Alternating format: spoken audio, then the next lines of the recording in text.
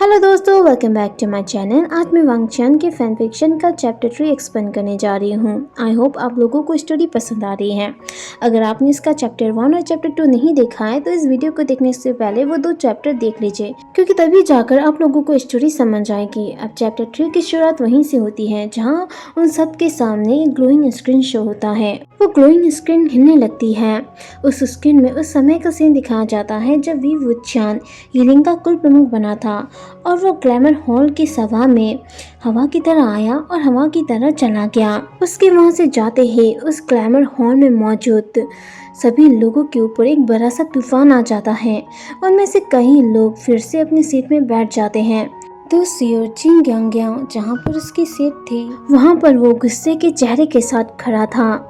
आखिरकार वो अपना आपा खो देता है और उसके सामने पड़े हुए टेबल पर लात मार देता है, जिससे सभी सोने के बर्तन और चांदी की थालियां सीढ़ियों से नीचे लुढ़क जाती हैं। और ये सारी चीजें उस ग्लोइंग स्क्रीन में शो हो रही थी। ये देखते ही जिनजिशान परेशान होते हुए कहता है, ये चीजें क्यों दिखा रहा है। दूसरे लोग भी जिनजिशान की इस बात से सहमत होते हैं और सिचुएशन को देखते हुए और समय को बचाते हुए सी चैन उन सब से कहते हैं, ठीक है तो हम इस पार्ट को स्किप कर देते हैं। ये सुनते ही सुजी परेशान हो जाता है और अपने फादर वांगजी की ओर देखता है, इस होप से कि वांगजी कुछ करेगा। जो बातें मास्टरलैंड भी नोटिस कर लेते हैं और सुजी को बुलाते हैं। सुजी मास्टरलैंड की ओर देखता है। इससे पहले मास्टरलैंड कुछ कहते तभी वैंकिंग कहती है, हमें इस पार्ट को क्यों स्किप करना चाहिए। हर किसी को इसके बारे में पूरी सच्चाई पता होनी चाहिए। वैंकिंग उन्हें सच्चाई दिखाना चाहती थी, लेकिन उसे भी यकीन नहीं था कि स्क्रीन आगे क्या दिखाएगी। क्या वो बाकी का सच दिखाएगी। वो उन्हें दिखाना चाहती थी कि वो लोग वह लोगों पर कितने क्रूर थे। वैंकिंग की बातें सुनकर सुसे गुस्से में उसे घिनौनी निगाहों से देखते हुए उससे कहता है, और तुम्हें किसने हक दिया हम लोगों के बीच बोलने के लिए। सुसी की ये बातें सुनकर वैंकिंग अपना सिर नीचे झुका लेती है, जैसे कि उसे इस बात का पछतावा था। तभी वो चान गुस्से में सुसी को जवाब देते हुए कहता है, और तुम कौन होते हो ये कहने वाले। दूसरी ओर जिंगी सुसे को इस तरह से देख रहा था जैसे कि वो कोई बेवकूफ़ हो और परेशान होते हुए उससे कहता है, हमें परेशान करना बंद करो। अगर कोई भी स्क्रीन में जो शो हो रहा है वो नहीं देखना चाहता तो वो यहाँ से जा सकता है। हमारा समय बर्बाद मत करो। जिंगी की ये बातें सुनकर सभी लोग स्क्रीन की ओर ध्यान से देखने लगते हैं। अब स्क्रीन में शो होता है जिनजिशन का गुस्सा हाई लेवल पर चला जाता है। वो बहुत ज़्यादा गुस्से में था और बिना कुछ सोचे समझे उसने एक शराब का प्याला उठाया और सीधे जिन ग्यांग्यांग के सीने की ओर फेंक दिया। ये देखते ही लन सेचन घबरा जाते हैं। केवल वही थे जिन्होंने जिन ग्यांग्यांग की फिक्र करते हुए उससे कहा, भाई तुम ठीक तो हो ना। जिन ग्यांग्यांग कहता है, मैं ठीक हूँ भाई, कृपया अब बैठ जाइए। तभी कुछ लोग वी वुचान के बारे में कहने लगते हैं, वो गंदगी साफ करने वाला एक ही इंसान बचा था। वो उस हालत को कैसे छोड़ सकता था। जब वो थक गया तो उसने भीड़ को अपनी ओर कर लिया। राजकुमार वी वास्तव में प्रभावशाली हैं। वो इस तरह इतने सारे कबीलों के सामने कैसे बोल सकता है। वी वुचान के बारे में ऐसी बातें सुनकर वांगजी कोडली उन सब से कहता है, क्या वो गलत था। वांगजी की ये बातें सुनकर जिन ग्यांग्यांग कुछ देर रुक जाता है और तुरंत हंसते हुए कहता है, हाँ वो सही है, लेकिन ऐसा इसलिए है क्योंकि वो सही है, इसलिए वो उन सब के सामने नहीं कह सकता कि वो सही है। सही कहा ना। ये सारी चीजें स्क्रीन में देखकर वो चान शॉक्ड हो गया था। उसने कभी एक्सेप्ट नहीं किया था कि वांगजी उसे सपोर्ट करेगा। जूनियर्स यानी कि जिंगलिंग, सुचुई और जिंगिंग भी ये देखकर खुश थे। वी वुचान वांगजी की ओर देखता है और उसे पता चलता है कि वांगजी पहले की तरह एक्सप्रेशनलेस और कोल्ड है। वुचान तहे दिल से वांगजी का शुक्रिया करते हुए उससे कहता है, शुक्रिया लैंजन। वांगजी ने भी वुचान की ओर देखा, लेकिन फिर अपनी आंखें घुमा ली। ये देखकर वी वुचान अपना मुंह बनाने लगता है।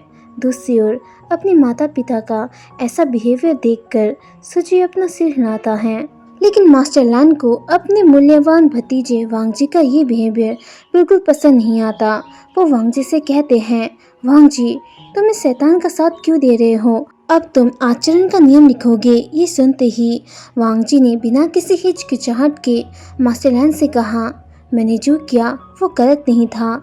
ये बातें सुनकर चैंग चैंग पहले तो वांगजी की ओर घूरता है और उसके बाद वी वुचान को। तभी नी मिंगजू जो वैन लोगों से बेहद नफरत करता है वो ताना मारते हुए कहता है, ऐसा लगता है कि राजकुमार लांग वांगजी का किसी ऐसे इंसान के साथ दोस्ती है जो वैन लोगों को बचाने की कोशिश कर रहा है। वहीं दूसरी ओर नी होसंग अपने पंखे के पीछे छुपकर ये सारा नज़ारा देख रहा था, जैसे कि वो कोई दिलचस्प नाटक देख रहा हो। तभी जिंग ग्यांग मुस्कुराते हुए लैंस लोगों को इम्प्रेस करने के लिए लैन सीचन से कहता है, भाई सीचन, राजकुमार वांगजी मासूम हैं, वो वी वुचन की इविलनेस को नहीं देख पा रहे हैं। लैन सीचन ये बात जानते थे कि उनके भाई वांगजी वी वुचन की साइड क्यों ले रहा है, लेकिन वो डिसाइड करते हैं कि वो इस बात को रिवील नहीं करेंगे। लेकिन वो खुद को भी नहीं रोक पाते वांगजी की ओर देखने से। सुजी अपने फादर वांगजी का बचाव करते हुए कहता है, डैड बेहतर जानते हैं कि वो क्या कर रहे हैं। वो धर्मी हैं और जानते हैं कि क्या गलत है या सही। ये सुनते ही वो चांद मुस्कुराते हुए सुजी और वांगजी की ओर देखता है। तभी जिंग ग्यांगशान वांगजी को गलत साबित करने के लिए सुजी से कहता है, सुजी अपने फादर को ब्लाइंडली सपोर्ट मत करो। जिंग ग्यांगशान की ऐसी बातें सुनकर जिंगी अपने भाई सुजी का सपोर्ट करते हुए कहता है, सुजी आपके बेटे जैसा नहीं है, वो हमारे जनरेशन में सबसे बेस्ट है, तो उसके खिलाफ बोलने से पहले सोचेगा ज़रूर। दूसरी ओर नी होसंग ये सारी बातें सुनकर पक चुका था। वो उन सब से कहता है, एक दूसरे से लड़ाई करने से अच्छा है कि हम स्क्रीन की ओर देखें। नी होसंग की ये बातें सुनकर सभी लोग पहले तो उसकी ओर देखते हैं और उसके बाद स्क्रीन की ओर। अब स्क्रीन में शो होता है कि लैन सीचन को ऐसा लग रहा था जैसे कि वो गहरी सोच में थे। वो कहते हैं, राजकुमार वी का दिल सचमुच बदल गया है। ये सुनते ही वांगजी की चमकती हुई आंखों में दर्द झलक उठा। ये सब कुछ स्क्रीन में देखने के बाद सुजुई और वांगजी दोनों ही डिसअपॉइंटेड हो गए थे।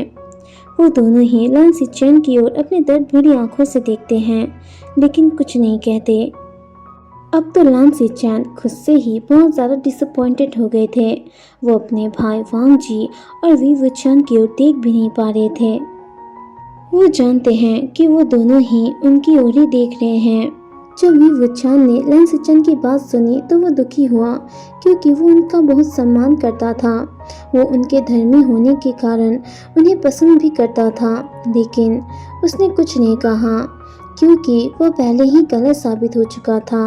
तो इसलिए जिन और लैन सीचन से बहस करने का क्या फ़ायदा। दूसरी ओर चैंग चैंग और यानली भी पहले तो सीचन की ओर देखते हैं और उसके बाद वी वुचन की ओर। उन दोनों को ही वुचन के लिए बुरा लगता है। वो दोनों ही जाकर लैन सीचन से बात करना चाहते थे, लेकिन सिचुएशन ही कुछ ऐसी थी कि अपने भाई वी वुचन का बचाव नहीं कर सकते थे, क्योंकि वी वुचन ने सच में एक शैतानी रास्ता चुन लिया था। अब स्क्रीन में अपने फादर वांगजी का रिएक्शन देखकर सुजी समझ गया कि उन्हें लैन सीचन की बातें पसंद नहीं आई, क्योंकि सुजी का स्वभाव अपनी इमोशंस को छुपाने का है, इसलिए वो चुप रहा। लेकिन वी वुचन इस बात को नोटिस नहीं कर पाया। अब स्क्रीन में शो होता है कि सभा से निकलने के बाद वी वुचन एक के बाद एक कोने में घूमता रहा, जब तक कि वो एक गली में नहीं पहुंच गया और कहता है, मुझे पता है कि वो कहाँ है, चलो चलते हैं। वैंकिंग वहीं पर बैठी हुई थी। वी वुचन की बातें सुनते ही वैंकिंग तुरंत बाहर निकल आई। उसका शरीर अभी भी काफ़ी कमज़ोर था। वी वुचन सुझाव देते हुए वैंकिंग से कहता है, क्या तुम चाहती हो कि मैं तुम्हें आराम करने के लिए कहीं ले जाऊं? अगर मैं अकेला जाऊं तो भी ठीक है, मैं वेनिंग को ज़रूर वापस लाऊंगा। वी वुचन की ये बातें सुनते ही वैंकिंग तुरंत उससे चिपक गई और कहा, नहीं नहीं, मैं जाऊंगी, मुझे जाना होगा। वैनिंग के लापता होने के बाद वैंकिंग रास्ते में लगभग बिना किसी आराम के किशन से युंगमैंग की ओर भागी थी। उसने कई दिनों से अपनी आंखें भी बंद नहीं की थी। जब उसने वी वुचान को देखा तो उसने उससे आग्रह किया और उससे विनती की जैसे कि वो पागल हो। अब स्क्रीन में सभी कबीले उन दोनों को देखते हैं और इस नई जानकारी से कंफ्यूज हो जाते हैं। उन्होंने सोचा कि वो बस उनके साथ खिलवाड़ कर रहे थे। अब स्क्रीन में शो होता है जब वैंग किंग और वी वुचान दोनों ही किंगे पर पहुंचे तो पहले से ही रात हो चुकी थी। बारिश में कपड़े पहने हुए एक परछाई बड़ा सा झंडा लेकर धीरे धीरे चल रही थी।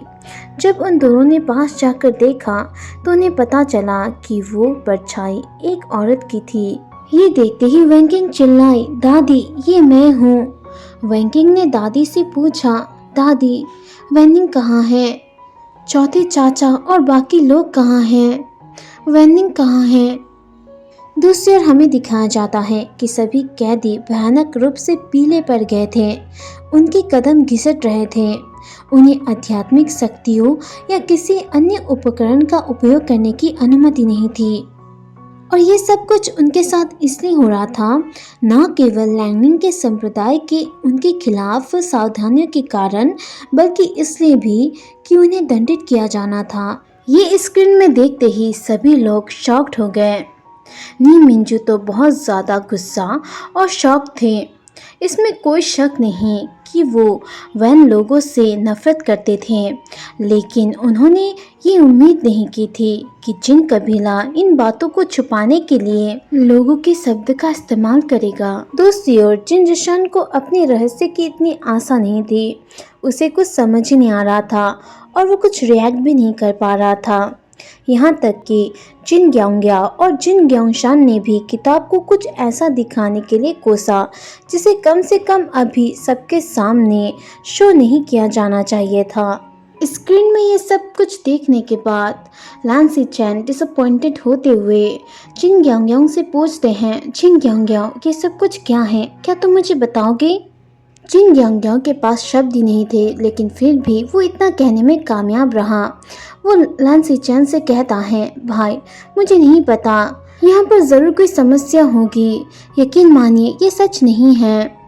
जिन जिशान ने जिन ग्यांग्याओं का सपोर्ट किया और वी वुचान की ओर इशारा करते हुए कहा, उसने ज़रूर कुछ किया होगा। और ये कहते वक्त जिन जिशान पूरी तरह कांप रहा था। तभी नी वासंग कहता है, लेकिन ये किताब भविष्य पर आधारित है, तो वी वुचान कुछ कैसे कर सकता है? ये सुनते ही वांग जी अपने एक्सप्रेशनलेस चेहरे के साथ कहता है, गलत नहीं है। वांग जी की आवाज़ बर्फ की तरह ठंडी और क्लियर थी। ये सारी बातें सुनने के बाद मास्टर लैन जिन ग्यांगसान से कहते हैं, आप गरीब लोगों पर कैसे अत्याचार कर सकते हैं? तो आप में और वैन लोगों में क्या फ़र्क रह जाएगा? आप इतने क्रूर और बुरे नहीं हो सकते। आपको इसकी सज़ा मिलेगी।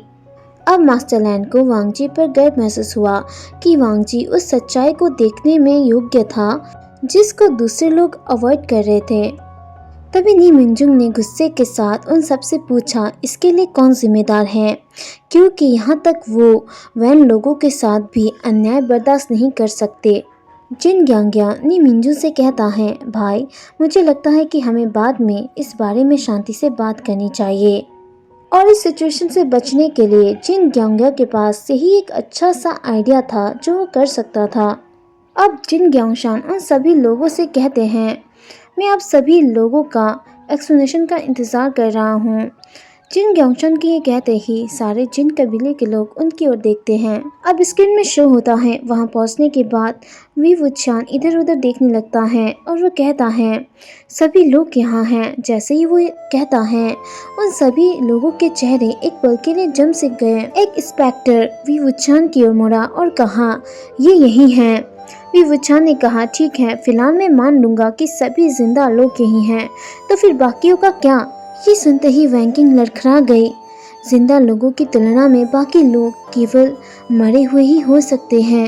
ये सारी चीजें स्क्रीन में देखने के बाद नी मिंजू जिन लोगों को घूरते हुए कहता है, हमने बहुत बड़ी गलती कर दी तुम लोगों पर विश्वास कर कर। जिन ग्यांग्यांग नी मिंगजुक को विश्वास दिलाने के लिए कहता है, भाई कृपया हम पे विश्वास कीजिए, लेकिन नी मिंगजू उसे इग्नोर कर देता है। वहीं दूसरी जिन ग्यांगशान उन सभी लोगों को मैनिपुलेट करने की कोशिश करता है और उन सबसे कहता है, यहाँ पर ऐसा कुछ भी सबूत नहीं है जिससे ये साबित हो कि जो कुछ भी हम देख रहे हैं वो सच है, तो तुम सभी लोग हमें कैसे ब्लेम कर सकते हो। तभी वी वुचान मुस्कुराते हुए कहता है, किसने कहा कि ये सच नहीं है। वी वुचान खुश था कि अब हर कोई सच्चाई देख सकेगा। उसने इसके लिए जूनियर्स यानी कि जिंगलिंग, सुजुई और जिंगी को धन्यवाद दिया, जिस पर उन तीनों ने ही अपना सिर झुका के उसे ग्रीट किया। दोस्तियों लांगवांगजी बाहर से कठोर और कोल्ड था, लेकिन अंदर से वो वी वुचान के लिए बहुत खुश था। अब कोई भी उसके वेइंग को दोष नहीं देगा। अब सभी लोग स्क्रीन की ओर देखने लगते हैं। अब स्क्रीन में क्या शो होगा ये मैं आपको नेक्स्ट वीडियो में एक्सप्लेन करूंगी। अगर वीडियो पसंद आती है तो वीडियो को लाइक कीजिए, चैनल को सब्सक्राइब कीजिए इसके नेक्स्ट वीडियो को देखने के लिए। तब तक के लिए टाटा, बाय बाय।